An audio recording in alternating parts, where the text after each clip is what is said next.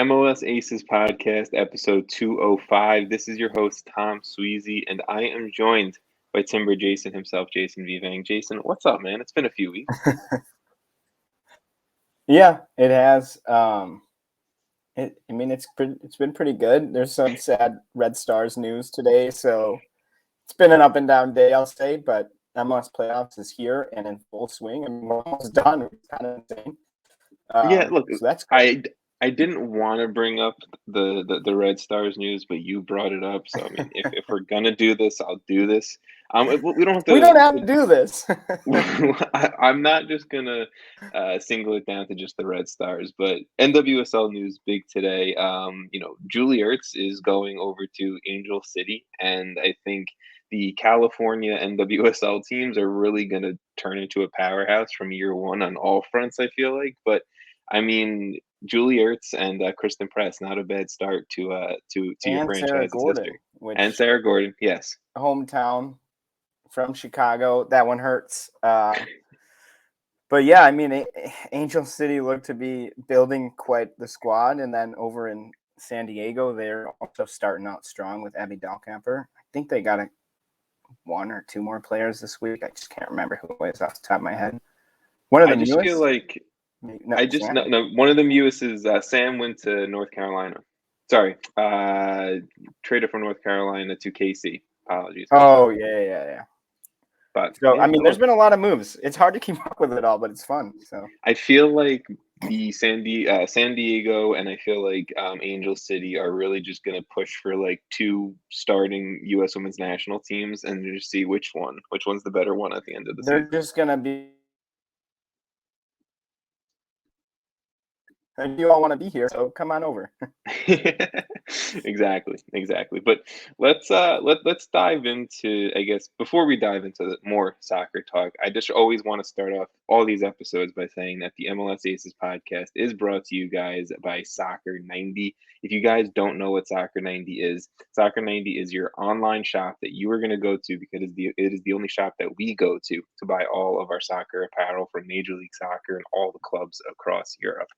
So if you guys go to soccer90.com, you can check out hats, jackets, scarves, training apparel. I think there's even shin pads on there if you want to buy that. Soccer balls, whatever it may be, whatever you're thinking of. And every single MLS club, every single MLS franchise, and again, franchises in Europe from the big leagues over there as well. So go to soccer90.com. And if you guys want a little bit of a discount, just a little bit to help yourself out, get yourself something nice, or it's the holiday season, so you can get someone else something pretty nice. You can check out the website and use promo code MLS Aces. If you guys are watching on YouTube or Twitch, whatever it may be, the promo code is down below. MLS Aces, MLSACES for a nice little discount this holiday season. And definitely stay tuned and check out Soccer 90 on all their social medias, Twitter, Facebook, Instagram, because they're constantly posting when they have sales going up and their giveaways and everything like that this holiday season as well. So thank you to Soccer 90. Thank you to you guys for rocking with us, for supporting us and supporting them as well at the same exact time. So Jason, let's dive into some MLS talk, some MLS I guess non-playoff talk before we dive into everything else. First off, MLS head coach is getting jobs, and I think the first one I wanted to bring up was Vanni Sartini officially becoming the next manager, the next full-time non-interim manager of the Vancouver Whitecaps. If you guys don't know the Sartini story, he took over as interim manager after Sergio Santos was let go last season, and for 15 games as manager, had 7 wins, 5 draws, 3 losses, and led the Vancouver Whitecaps on an unprecedented playoff run. I think everyone loves Sartini up north. The Andiamo has been fantastic, and I mean, the guy completely deserves it. I like seeing interim managers get head coaching jobs when they deserve it, and I think Sartini's just another example of that. Yeah, I mean, I think it's pretty unlikely, at least it seems like to me, that this happens with an interim manager. It's satisfying, especially when clearly it was there and they're definitely growing. The club is, I mean, from where they were, like last year? I mean, we all probably picked Vancouver in the bottom 5. Probably. So where they're at now, I mean, it deserves it. Yeah, no, 100%. Totally deserving and glad to see Sartini getting the gig for 2022 and hopefully beyond. Um, the next manager, the news that actually just dropped today, the second, if you guys are listening day of or day after, then whatever. But as of December 2nd, FC Dallas have hired their next manager in Nico Estevez.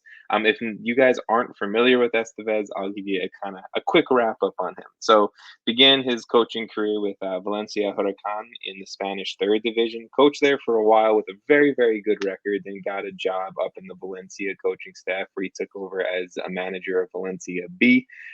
Less of a good record there, over 18 games there. Then he took over as the caretaker manager, the interim manager for Valencia, the full team, right? One win, one loss there. Then I think they hired whoever it may be, right? And got the Valencia B job back again, where again, coaching record, not great. But 2017 to 2018, he became the assistant manager underneath Greg Berhalter at the Columbus Crew. And then in 2019, when Berhalter obviously took over as manager of the USMNT, he followed suit and became an assistant manager over with the U.S. So he has an overall managerial record of 51 wins, 38 draws, and 40 losses, over 121 career games managed. Now he's getting back into the full-time swing of things. I like the move a lot, but Jason, I'll let you pick this one apart. I think I've said it many times before when we have a similar sort of trajectory for a manager. I just am a fan of when I'm able to look at what the manager has done in the past and just see the progress that they've made. Obviously, he started out pretty amazing in the Spanish third tier through 88 games, but it kind of slowed down. But he's taking the steps up, and then he went over to MLS with as an assistant, like you said, for Greg and the U.S. men's national team. I think he's well deserved, and he's got a lot of experience under his belt. I mean, since 2012, he's been in some form part of a manager position or high up in the team, whether that's an assistant or a manager himself. And I just see this sort of thing. Like, I don't know his style or much about that, but looking at his resume, it seems like a logical step for him that he could take. And yeah, look, I'm not gonna sit here and say like the Spanish third division is where you're gonna, be primed to take over as a manager anywhere else in the world. But well, he hasn't been there for 8 years. yes, but I'm saying like he took that jump from the Spanish third division where he did win manager of the year there for his 1 year there. So we'll say that's I guess that's a compliment in its own right. Jumped into the Valencia system, obviously, right? Valencia, world renowned club, known everywhere, and was trusted enough to take over as the second team manager. Obviously, in training and having an impact with the first team as well. Again, trusted enough to take over as an interim manager for 2 games, but still trusted enough to take over there. And then came to the U.S. Greg Berhalter brought him on. Berhalter was a very good MLS head coach, and no one can say otherwise. And obviously, working with the U.S. MNT for the past, 2-3 years, whatever it may be, it's impressive in its own right. I like the move a lot because there was a lot of rumors of them going with the North Texas SC head coach Eric Quill, and nothing against Eric Quill, but we saw how well the internal hire went last time. Clearly, the club didn't like it. I have nothing against Luchi Gonzalez, but clearly the club wasn't a fan of what Luchi did. So I don't think bringing on Eric Quill was going to be that next smart move for FC Dallas. I did like that they went a little bit more of a global hire, which Dallas hasn't really done in recent history as well. So I like the move for them. I really hope that this can turn into something positive for them. And one really quick thing too on this. Yeah. Outside of the Spanish third tier, which is what you will, he really had a huge amount of time at any of those clubs where he was managing. So those results, why they kind of look not amazing after he left that third tier, it wasn't that long of a time he was at each team. Maybe he just didn't have time to implement exactly what he wanted. I mean, he kind of moved around in that Valencia group for a while. So yeah, just maybe with some time, like a full season in MLS, he could go into his second season much better and much more knowledgeable and implement his strategies.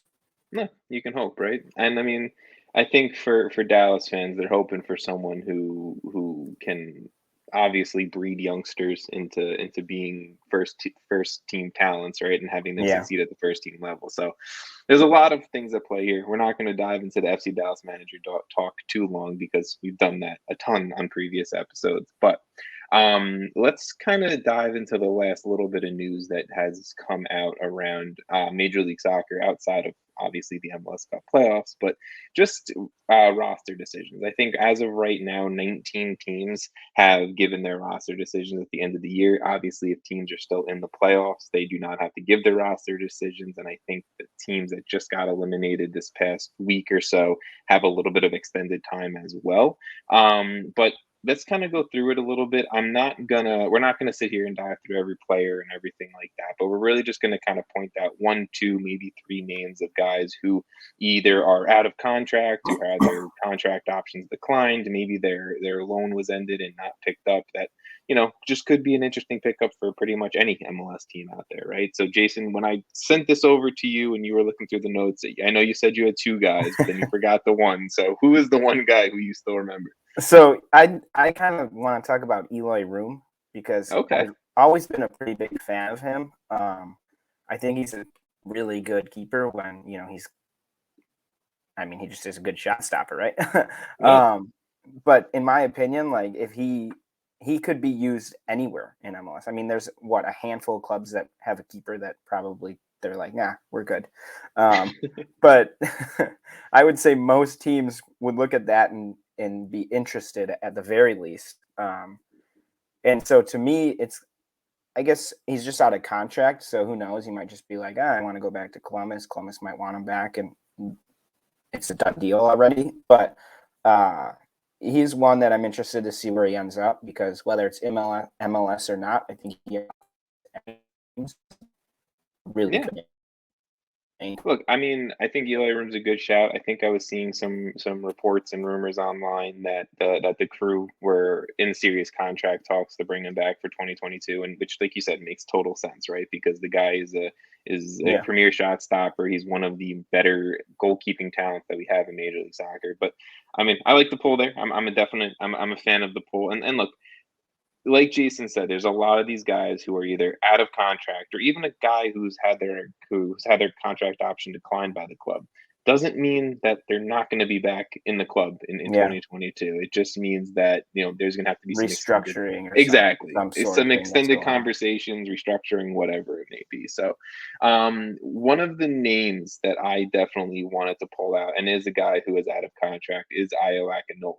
Akinola's contract runs out at the end of, all these contracts run out at the end of 2021, but there has been serious interest apparently from Toronto FC to bring him back. Obviously, Bob Bradley, I'm sure, would love to probably have a guy like Io back, whether it's starting on the bench, whatever it may be. I'm sure any MLS team would like a guy like Io Akinola on the roster. But there has been some serious reports of European clubs being interested in Io, and I think this is going to be one to watch because he's a premier talent. He's a very good player, and I mean, I think that's a striker that if he's available, any team in the league is going to want.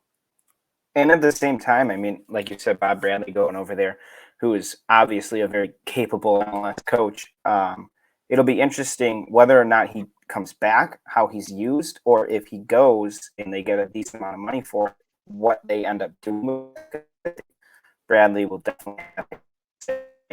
Yeah, no, for sure. They'll get a decent amount of money where he'll be able to bring in someone that he wants. I mean, exactly. I think Regardless, it's kind of a win-win probably. look, it probably clears up some money if you don't bring him back. Io probably would maybe prefer a move to Europe at this point if he has a shot at a team in Europe. But look, players have also had success under Bob Bradley, so I'm sure a return to Toronto wouldn't be the worst thing in Io Akinola's mind as well.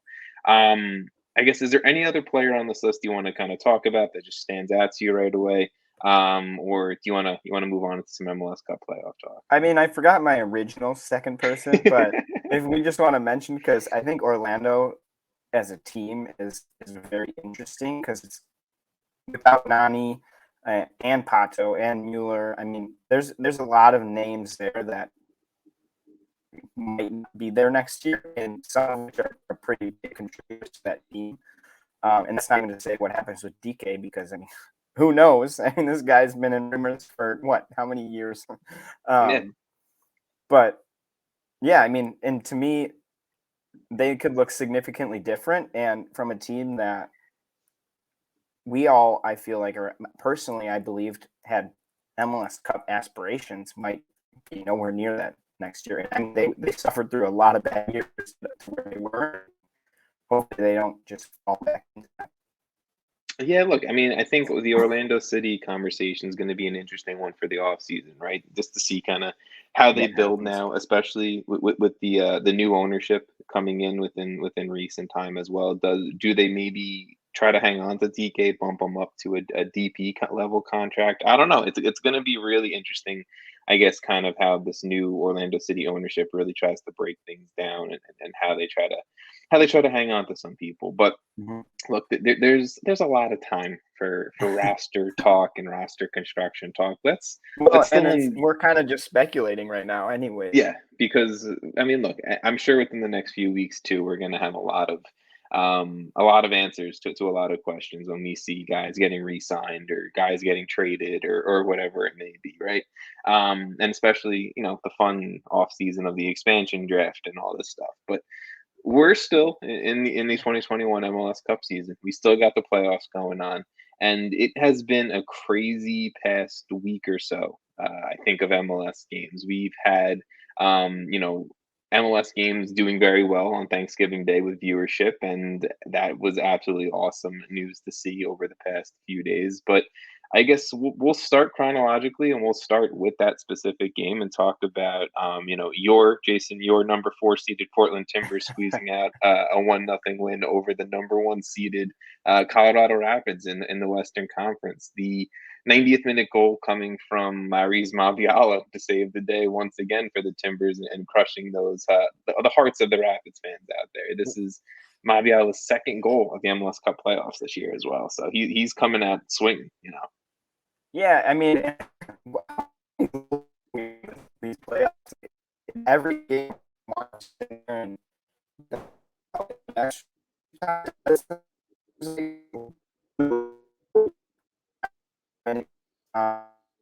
yeah, they always just go on a run at the right time, and them all the time in the playoffs, and it really hasn't proven me wrong very, very often. So no, look, this is how Timber Jason began, was just a hot playoff run from the Portland Timbers that you me picking on no one else. So it look, probably wasn't like what 2008 when they made that run. I think 20. Yeah, it was the MLS Cup run against Atlanta. Yeah, Man, that's a long time ago now. Jesus. But no, look, as a fan of the Portland Timbers, I know you're familiar, like you said, with these hot playoff runs from the Timbers in the playoffs, and getting hot at the right time, having players produce at the right time, and Larry's Mabiala, maybe that guy this postseason for them. But I think the biggest thing that we should probably talk about from this game is what happened in stoppage time when Darren Espria had that dumbass red card foul on Brian Gallivan, and there the was red another card. dumb red card.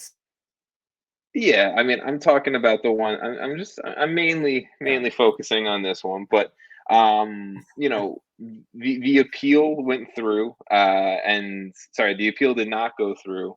Well, the appeal went through the process, but he did not get the red card reversed. For everyone listening. And Darren Espria will be officially out for the Western Conference final match against a team against the RSL. I'll spoil it, but I guess what was your thought on the Espria foul, and I guess kind of, I don't know, what this is going to mean for the club. We don't have to dive into, obviously, takes on the RSL game match yet, but yeah, I mean, it's just stupid. Like, there's no reason for this to happen. I mean, a guy who's 10 goals, second on the team, in the regular season, is now out for the most crucial game they're about to have, right? So, like, that's pretty horrible. Yeah. We also lost Sebastian Blanco to injury, so the team is Yes. a little bit in a rough place.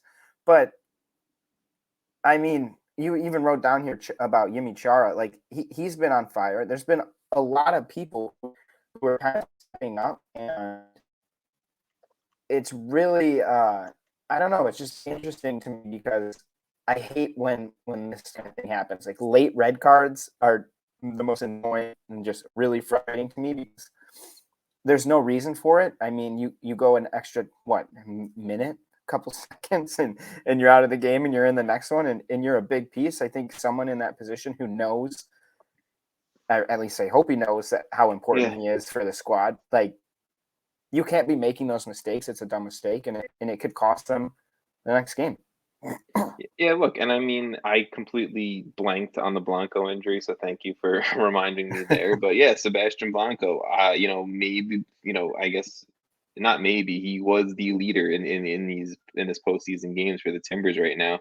He's going to be out with an injury as well. You can tell how heartbroken he was when he was officially, I guess kind of walking off the sideline. And I think, he knew how bad it was, but look, this is why you have a premier goal scorer like Larry's Mabiala on your team, because you just need to have a guy like that ready to score at any moment now. But seriously, it sucks for Sebastian Blanco to be out. It sucks for Darren Asprilla to be out with a red card as well. And it is going to take guys, maybe like seriously, a Larry's Mabiala to step up on. It's going to take old man Valeri to pop off in the game.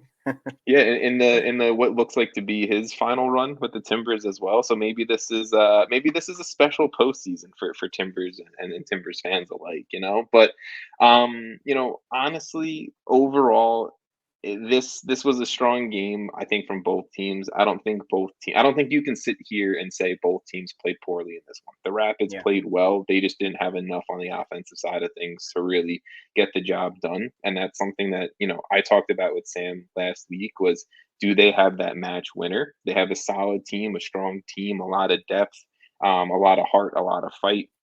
Robin Fraser did a great job with them in 2021, but do they have that guy that you can go out, that Hani Mukhtar, that Carlos Heel, to go out and really rely upon when you need a goal or when you need a big moment? And at the end of the day, I think that was maybe a key to why they ended up losing, because they had their chances. It was a guy like, it didn't happen for them. And I think that's seriously why they lost this one.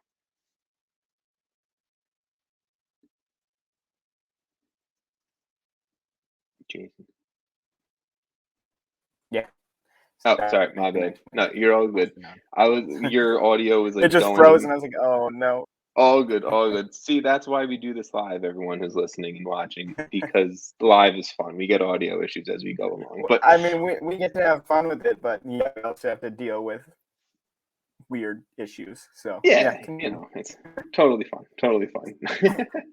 But let's talk about the other Western Conference matchup, so we can then kind of go into it and preview that Western Conference final. But the number 3 seeded Sporting Kansas City knocked off by another magical game from RSL. That 7 seed that's just not willing to die, right?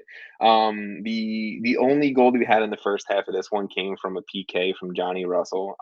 But honestly, the play on the field really didn't match that scoreline from the first half. I thought RSL did an absolute great job of playing that first half, and it just came down to a poor play in the box, and Johnny Russell, got SKC up 1-0. But I even tweeted out at halftime, I was like, RSL has 2 goals coming in the second half. They have goals coming. I didn't say 2. I said they had goals coming in the second half, just because RSL was ready to play, and it was crazy. But Vaughn told me to shut up on Twitter, so that was fun. But really the subs were the major impact in this one in the second half. Anderson Julio and Justin Meram coming on in the second half. I think Julio scored the game tying goal in the 72nd minute. Justin Meram had the assist on the game winner from none other than Bobby Wood. Of course, Bobby Wood making his I guess his biggest impact in an RSL uniform there. But I guess just strictly talking about the game, the Bobby Wood goal, whatever you want to talk about. I mean, RSL, they keep doing it, man. keep getting reminded, Bobby, what's on our no, but for real, RSL's a weird team. Right? It's games against superior opponents. I think we can all agree. In pretty much complete opposite ways, right? Like against Seattle, I think they had 0 shots on goal. They were on they had 0 shots in total. 0 shots. Okay, well, yeah, that's even worse, right? They were on the back foot pretty much the entire time. Then they come into this game and they go down early on that PK, but they fight back. They have a decent amount of shots. What did you put? 11 shots. Yeah. Decent amount of corners. They just look like a team. I don't know if that's them just planning in a better way for this match, but they seem to be in a decent position right now. And aren't they getting Rusnak back? Yeah, Rusnak has been out the last 2 games due to COVID protocol, and now he will be back for the Western Conference Final. So, I mean, they're hitting the right timing, I guess, on everything. It's interesting because it's definitely like a magical run, like you said. Teamwork now. It's like the bunker style that they played against Seattle really just worked, right? You push Seattle to PKs, and it was just one of those fluke things. Like, if we're going to beat the Sounders team, we're going to have to do it in, maybe the 100 points. Yeah, exactly, right? And then, like against SKC, I think SKC never really showed up. They allowed RSL, maybe was thinking of bunker at first, but then when SKC really wasn't, I feel like, doing much offensively or possession wise or anything, RSL was like, okay, let's just go for it. And like I said, it's really weird. I feel like the RSL bench is almost better than the starting 11 sometimes. Like, I feel like when you bring on an Anderson Julio as a DP, or Justin Meram coming off the bench as an MLS veteran, or whatever it may be, I just feel like they make such great impacts late in the game to boost this team even higher. And then obviously, like you said, Albert Rusnak coming back for the Western Conference Finals also going to be huge. But this team is just I mean, we said it 2 weeks ago on this podcast. It's been said all over Twitter. They're just playing with house money, right? RSL is just playing with house money. They're going to let this ride as long as possible. And I know Pablo Mastroeni is probably loving every second of it, because this is probably going to secure a head coaching spot for him come next year. But it's really just, it's crazy what this RSL team, this run that they're going on, and that they've been able to knock off the 2 seed and the 3 seed right now in the Western Conference. Maybe the lowest seed make MLS Cup. I don't know if a 7 seed has ever made MLS Cup. That's a great question. For anyone out there, please let me know. And Jason's screen went black, so I'm going to just keep talking. And I don't know if he can hear me or if he can talk, but I'm just going to keep talking. So the only other thing that I want to mention about, hey, are you good? We're good. I don't know what's going on. We're going in and out here. Working hard. It's all good. It's all good. Jason is back, everyone. Just let everyone know. But the only other thing that I wanted to mention about this RSL SKC game is just the absolute villain that David Ochoa continues to play, and he is absolutely loving every minute of it. I don't want to dive too deep on my end, because Sam and I chatted about this a little bit last week, but are you loving the super villain David Ochoa is to the rest of Major League Soccer right now? Yeah, because I love just the villain aspect, and I think it adds a lot just to, in general, the sport, because it's just so much fun to watch. I mean, as a neutral fan watching some of these games, seeing that passion and that anger, I guess, and how much and it does.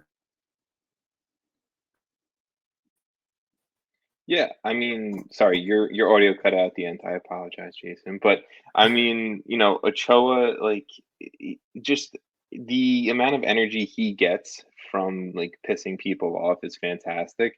And then, like, I don't know, just like the amount of times he gets to just get under people's skins. I think as a goalkeeper, like, it's absolutely, I don't know, it's just great. I love it. We've talked about this for years, I feel like, on the podcast. MLS needs a villain, and David Ochoa definitely, I think he's turning into that guy. But let's talk about the matchup, right? This is it, Western Conference Finals time. The number 4 seeded Portland Timbers will be hosting the number 7 seeded Real Salt Lake. Just some key points that I want to make before, Jason, I let you kind of dive into your thoughts about the game. Portland have won all 3 matchups versus RSL in 2021. The all-time record between these clubs, 12 wins on each side, and I think there's 5 draws in between. Portland will be out Sebastian Blanco and Darren Asprilla. RSL will have Albert Rusnak back. A lot going on with all of that takes. One stat I feel like pushing towards Portland's side of things, the other with the injuries maybe pushing towards RSL. But when you look at this game, I mean, I think I know who you're going to take. But when you look at this game, who are you picking? Why? And I guess kind of what else? Any other thoughts you have? So yeah, hopefully my audio stays. But let me know if it goes down. Actually, I probably don't even know. Anyway, Portland. I mean, yeah, taking Portland because for obvious reasons, as well as the fact that first of all, this is like one of the less confident I have been picking Portland, just because of the pieces that they're missing. It's going to be very tough, especially because RSL is getting Rusnak back. They seem to be on some strange run here. Yeah, no, exactly. I believe that in those 3 matchups too versus RSL, they're winning by like 16. Yeah, there's a lot of goals scored against RSL. Yeah, one thing. What makes it even more nerve-wracking is it's like whenever I feel like that's where a team just dominates the other, whenever it matters, it goes the other way. But I mean, it's going to be interesting because obviously Portland's going to need a lot of their guys to step up and play big games. Like I said earlier, Valeri, maybe he comes in and plays a huge game that they desperately need in this one. Maybe Yimi Chara continues what has been a pretty awesome playoffs for him, and he's gotten himself into very dangerous spaces. Maybe he gets a couple goals to show for it. Yeah. So I think Portland has the talent and just generally is the better team. But I think without Blanco and who else was out? I'm losing it. Blanco and Asprilla.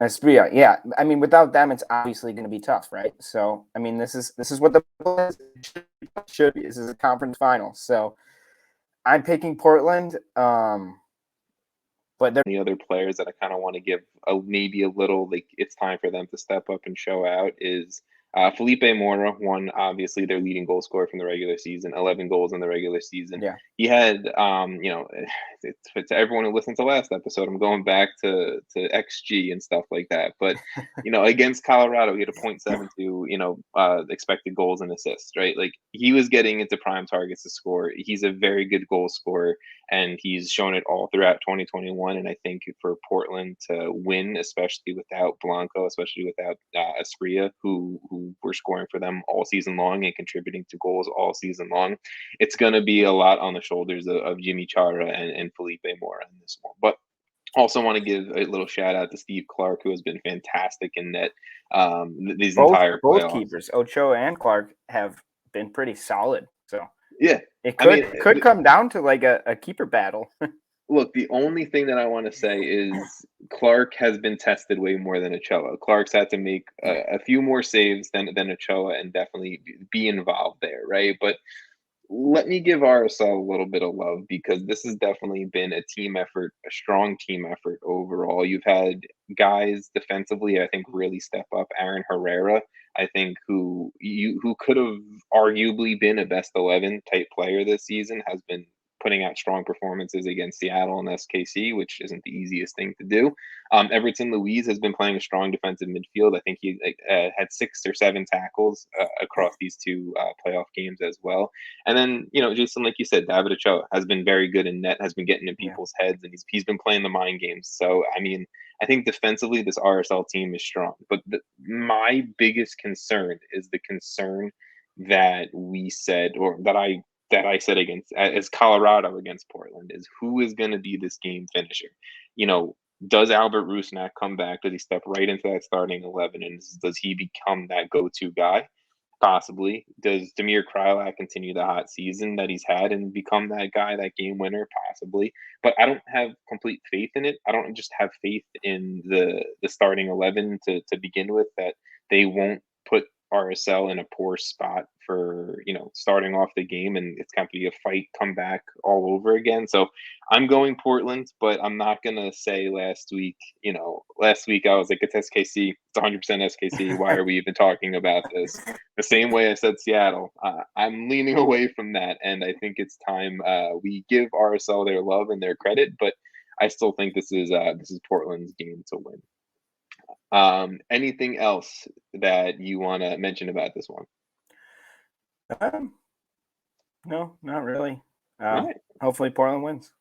Yeah, for you, of course. That's for your all team. right? Yeah.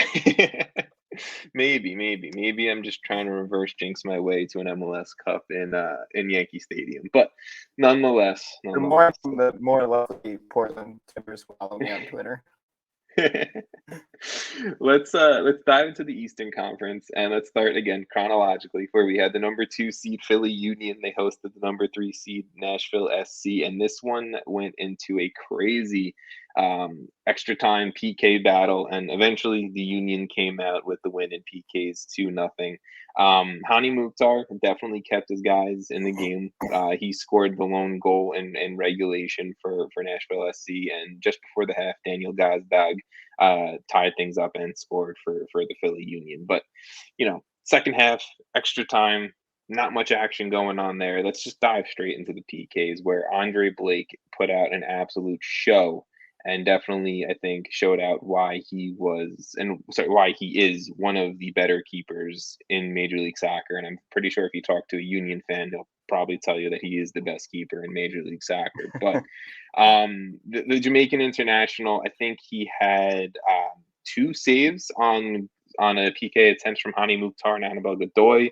He also, not easy players to save against, right? No, an MVP candidate and a Panamanian international that's been around the block a little bit. And then Alex Muyl and Walker Zimmerman skied their PK attempts. Nashville missed all 4 of their PK attempts. Someone posted some stat online about how difficult that actually is to do. I was just going to ask, I wonder how often that actually happens where a team misses their PK. It's like a 7, and I could be completely remembering this wrong, so fact check me, someone, please. It was like a 7.2% chance that a team would go out and actually miss all of their PK attempts. Like, absolutely ridiculous numbers there. But Andre Blake, I mean, look, he's that guy. He must be that intimidating in net. I don't know, but I don't think I can score him. No, I would be shitting my pants if I stepped up to the spot and Andre Blake was in net. But just for purposes for people to know, Jack Elliott and Jack McGlynn, they were the ones who scored for Philly and send them to the Eastern Conference Final. Jack McGlynn hitting them with the little sheesh option after, loved it. But I guess Philly is just, they're the heart attack kids of this playoffs. 2 extra times. 1 PK session, and they're on their way to their biggest game ever. Yeah, I mean, this was a fun match. Honestly, I thought Nashville was going to pull it through after going up with the Mukhtar goal, and then, I mean, even after Philly took it up, it just, I don't know, I just felt Nashville was moving. That was an insane shootout, right? Like, we just obviously went through it, but it's just crazy to me how you could miss all 4. Like, make one, make them at least think. Because I remember watching it, I was like, oh man, they're already down, 2-1 or whatever. Then I think there was a save by Nashville. Yeah, Philly missed a few in their own right. Yeah, so it was like 0-2 or whatever, and I was like, oh, he just gets 1 goal here, and we actually have something to think about. Yeah, we're back in it.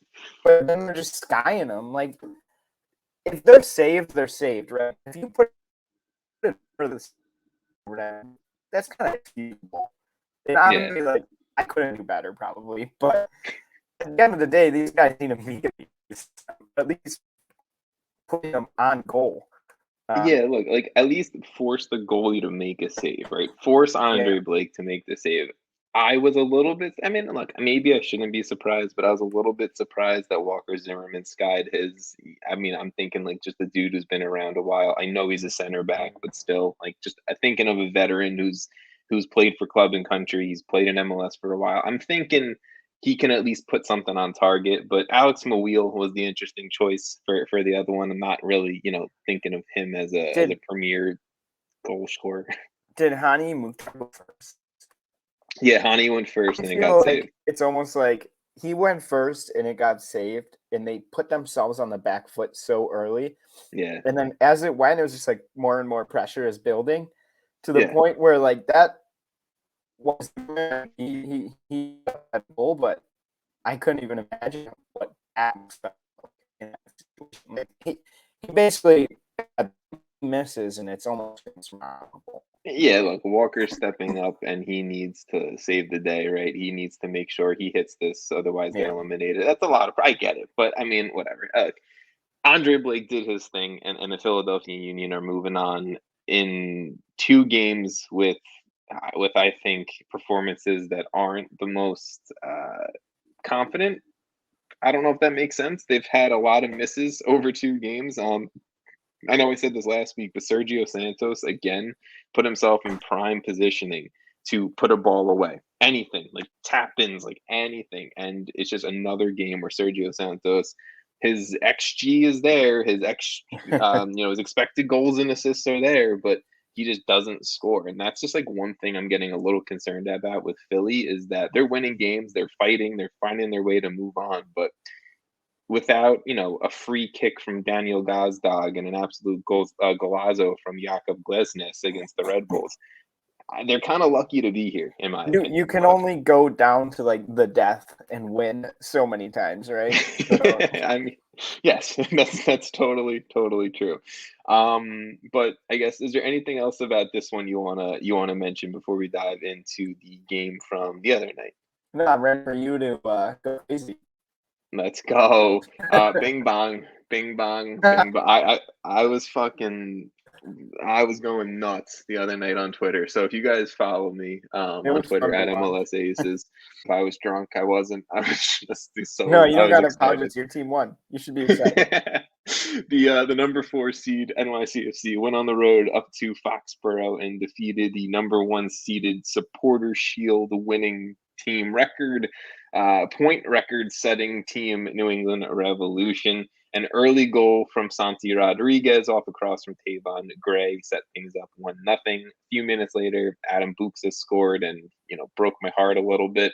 But the game kind of just went like full throttle up until that second half. A lot of chippiness. There was a lot of fights. Tajon Buchanan did a lot of crying. I'm gonna be real honest. I was a big fan of Tajon up until that game the other night. No, I'm just kidding. Still You probably love went you. too happy. I mean, look, it was just like just get up. But no, it's all good. Then so things went 1-1 into extra time. Tati Castellanos scores off a flying header to send NYCFC up 1 late into extra time. But 4 minutes later, Tati picks up his second yellow card of the game, being shown a red, and NYCFC went down to 10 men. In the 118th minute, Tajon Buchanan scored. Overall, not a great game from him, but I will give him the credit and say he stepped up when needed. He scored a big time goal late and sent the Revs into PKs against NYCFC. As an NYCFC fan going up against PKs against Matt Turner, I was not the most confident in the world that we were going to come out of that one just because Matt Turner is an absolute stud in net. But we did the damn thing. We came out. I think we hit all 5 or all 4 or whatever the fuck it had to be at that point. And Sean Johnson came up with a big save on his own right, and NYCFC are moving on to the Eastern Conference Finals, and I'm loving my way all the way to it. Let's go. We're going to Philly next week. That's it. Bing bong. Yeah, I mean, yeah, bing bong. I'll take one. But I feel so. I have a couple thoughts on this game. First Oh of all, God. the PK Okay. shootout was awesome, right? It's very good. All those shots the other Nashville should go watch because those were some nice PKs. And Yeah. I'm pretty sure the goalies corrected the guessed correctly on most of those shots, and they were just out of reach or just, too high, or they were perfectly placed, even with the goalies sort of guessing correctly on most of them. Look, Matt Turner is absolutely phenomenal, and the fact that he didn't get his hand to more of those goals, ridiculous in my brain, I feel like because he was he going the guessed right right. way. He was getting it right, and he Yeah. was missing the ball by like an ass hair. Yeah, and so it made for an awesome penalty shootout. Sean Johnson does not get enough talk about No, how he no, is no, in no. that top tier of keeper. Even if you can fault him for maybe some mistakes he's made, but he repeatedly is amazing at getting the ball out quickly. Like Yeah. it continues to amaze me how it just doesn't seem to get talked about a lot. But if you watch him consistently, like he'll make a save or get the ball, and he'll get that thing out in like on a dime halfway across the field pretty quickly. There's one ball I can think of where he collected a save, he pinged it down the field. I don't To the remember who he left. hit. He did it to Yes. yeah, because this is the one I'm thinking of where he picked it up and he just tossed it within like 2 seconds probably of Oh holding the no, ball.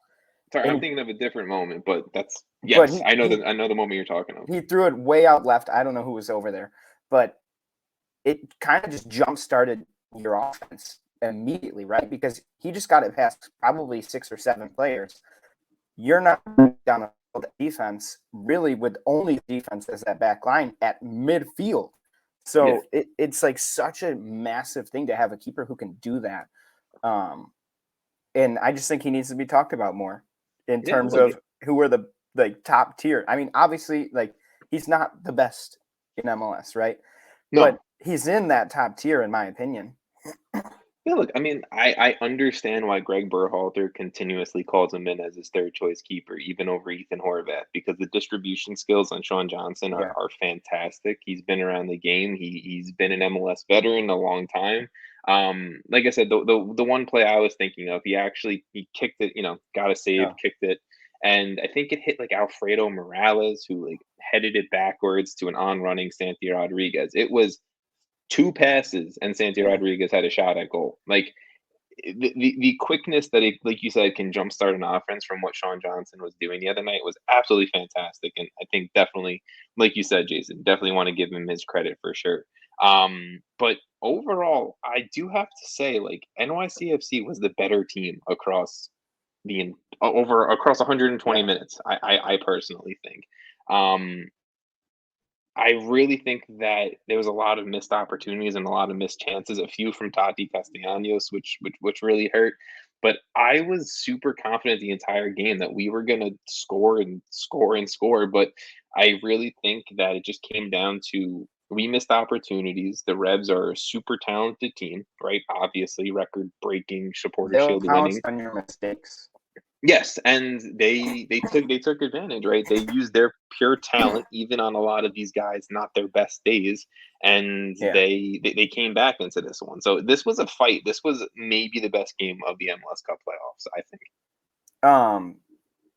What do you feel about that red card? Because I find that to be just idiotic. Like I almost think this one's worse than Espria because of what he means for you guys. Like it's not just he's like one of your top scorers. He is the top scorer. He was Yeah, he was the up Golden for Boot winner, you know. yeah. Like you can't miss. You can't miss games. Yeah. Don't attack. It ended up a lot. He doesn't. So so what I want to say about it all is like I don't think I think the ref was letting a lot of calls go and then coming back and like giving out cards for like fouls that like accumulated and built up, which I'm not a big fan of refs kind of doing that style. I don't think Tati, if I'm remembering correctly, and please if I'm not and I'm completely wrong, someone call me out for it online on Twitter, whatever. But I don't think Tati's first yellow was deserved at all. So I don't think over the course of 120 minutes he should have accumulated 2 yellow cards. But at the end of the day, he was in that situation where he knew he had a Yeah. yellow. He was late in the game and he came from behind and he made a stupid tackle. And now, you're a team without the Golden Boot winner in your league, in your season, going into a conference final, and that's just not a good scenario. And I definitely think not having Tati is probably the biggest loss. Looking at Blanco, looking at Asprilla, looking at Tati, I think Tati's probably the biggest loss to any team going into a final like this. I just regardless of him getting that first yellow, because I don't really remember that play that well, but It was early on in the game. Yeah, that second one, I think deserved a yellow. Yeah, look, and if you're on a yellow, you should know don't make a tackle that could deserve a yellow, right? And I think that's kind of what you were saying. Yeah. But it's just like a move where any other person doing that, getting a red card less, right? Because what he sees is so how many goals he has at least a couple goals this postseason. And he's been one of those very consistent players for you. Is that missing him is going to hurt a lot. And as you go further, I mean, the games get harder. You need your best players to be at their best, let alone playing in general. So it's just tough because I think him in there would make this next match really, really fun. And I still think it can be. I'm not saying it won't be, but it's definitely it's just rough. It's rough. Yeah. Now, look, it's obviously not ideal. I'm not happy about it, but I guess it is what it is, right? Hey, but you guys beat the Revs. Yeah, so we beat the Revs. Woohoo! We get no trophy for that. I just want to give a few credits to some NYCFC players, then give some credit to obviously some Revs players. But Santi Rodriguez was absolutely fantastic, just constantly getting into a position to get a shot on goal, to set someone up for a goal. And the way that NYCFC plays in just small spaces, I love it. Like, I think we do it better than any other team in the league, just being able to kind of ping balls between players in these just tight spaces, right? So Santi Rodriguez was doing that. Maxi Morales was doing that. Alfredo Morales is having, I think, his best stretch of games all season long for us, and he's stepping up with that Keaton Parks in there, and got to give him all the credit in the world. Tavon Gray is playing a really good right back, even though he's a natural center back now that Anton Tinnerholm is out, and he has excelled greatly, right? Like, he's stepping up and he's taking on, Tajon Buchanan all night, and other wingers and other attackers from the Revs all night, and he shut them down. He did a great job. And Malti Onmanson, our left back, is just doing a great job in his own right. I think definitely playing a little bit more of a stronger game, defensive game than Tavon Gray, while Tavon Gray's getting up the field a little bit more and getting some balls into the box. But I'm just loving this NYCFC team overall right now.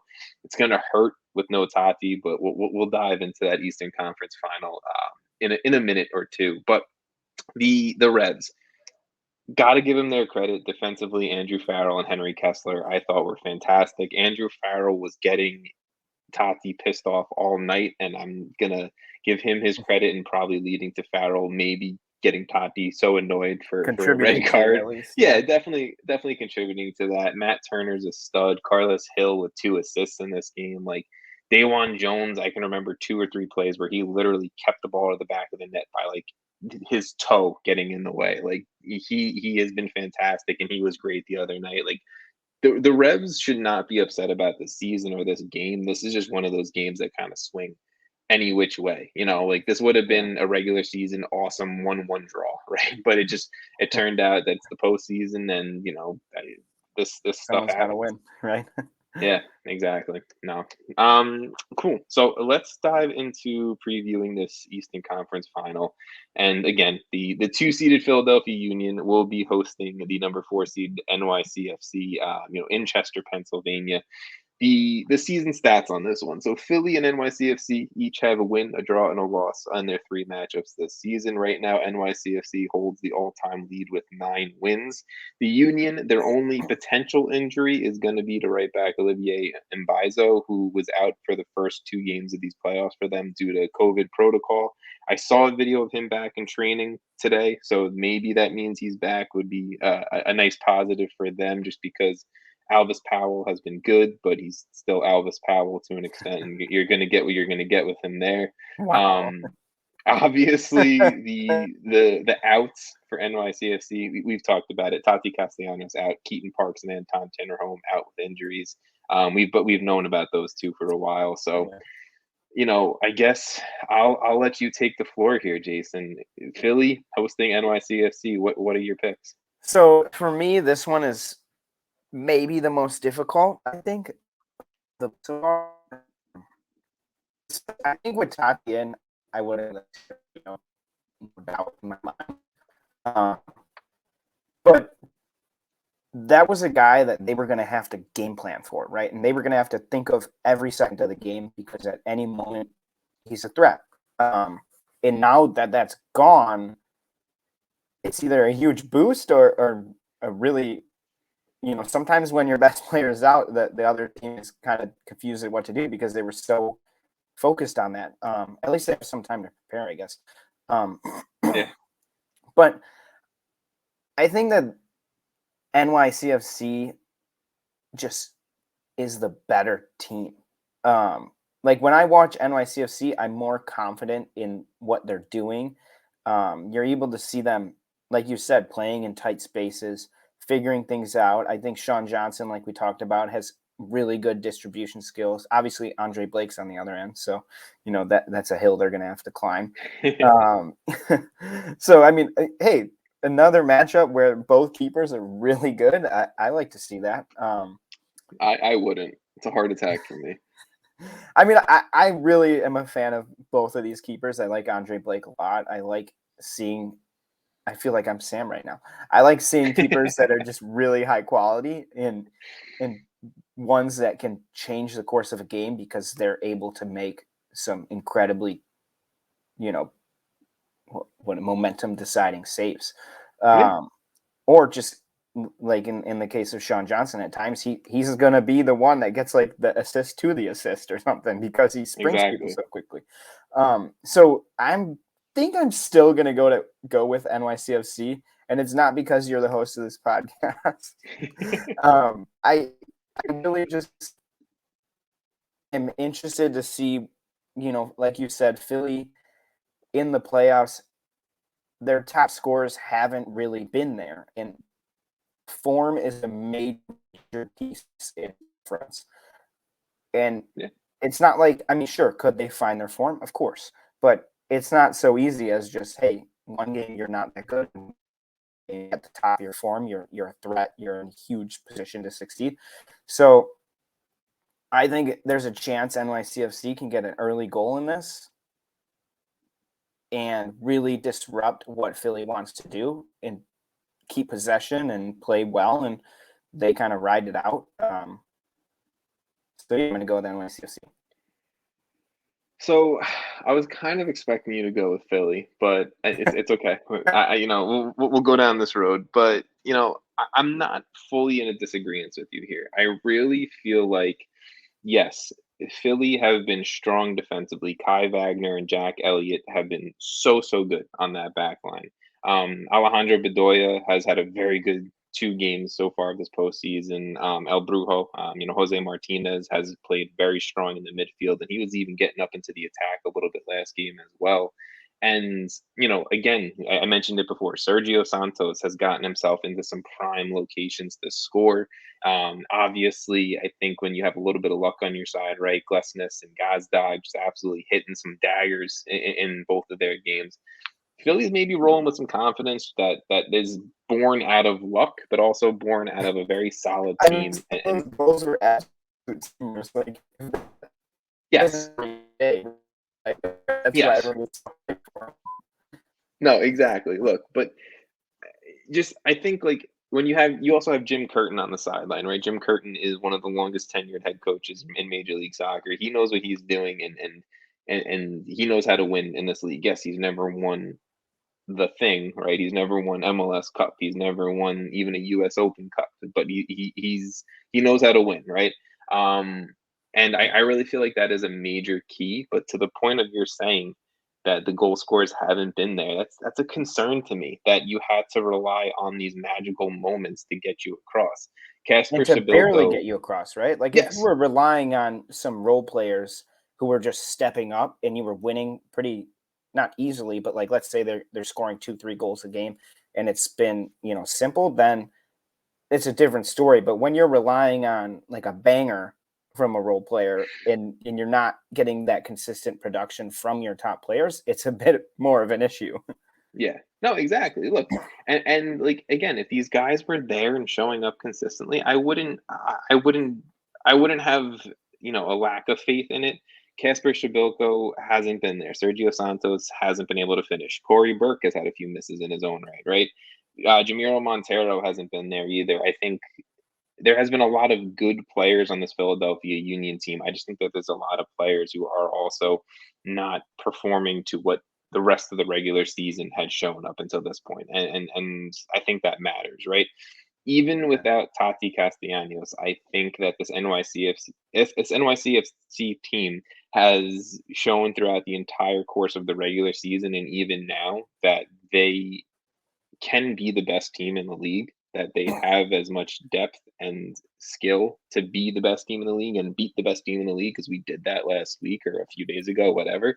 So I really think NYCFC, even without Tati, are going to be fine enough to get through. Will it still be close? Will it still be tight? Will we still need a little bit of luck and maybe, whatever it may be? Yes, we're going to need that. But we also have Maxi Morales, right? Maxi Morales has 2 assists this postseason. Tavon Gray has been playing well. Malty Amundsen has been playing well. Santi Rodriguez is playing well. Whoever we kind of throw in to fill in for Tati, maybe it's Ishmael Dejori Shradi. Maybe, we force Jesus Medina up the field a little bit further. Talis Magno, whatever it may be, right? Like we have a ton of guys who can step up, and we have these role players, and it's going to be a very good game. I think this is going to be a better game than RSL Portland, but I think either team, whoever comes out of this, totally deserving coming out of the Eastern Conference to represent the Eastern MLS Cup. And just I'm taking NYCFC, but my fingers crossed that I get to go to Yankee Stadium instead. Actually, I would need a lot to go to Yankee Stadium. I would need RSL NYCFC, but fingers crossed. It would be in Portland if Portland wins, right? If Portland wins, they host. If NYCFC wins, but if Philly wins, Philly is the host. Yeah.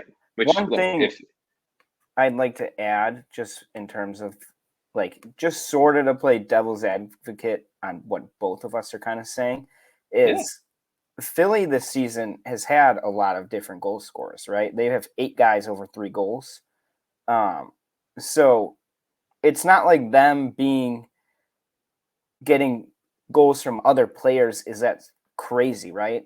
But it's still and they have, Andre Blake. So it can win 1-0. Like Blake could just be that guy on that day.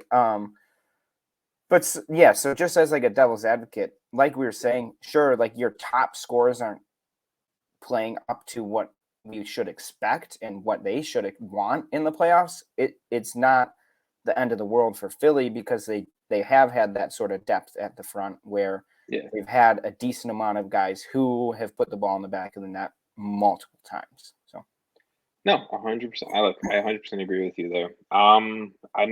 That's it, everyone. That's it, folks. If you got to this point of the podcast or the live recording or the YouTube or whatever it may be, this is it. The conference finals are within the next few days, so make sure you guys sit down and you watch these games, because they're going to be fun. There's going to be goals scored, maybe some more PKs. I don't know. I can't promise it, but all I do know is at the end of these next few days, we're going to have the 2 teams who are going to represent the East and the West in MLS Cup.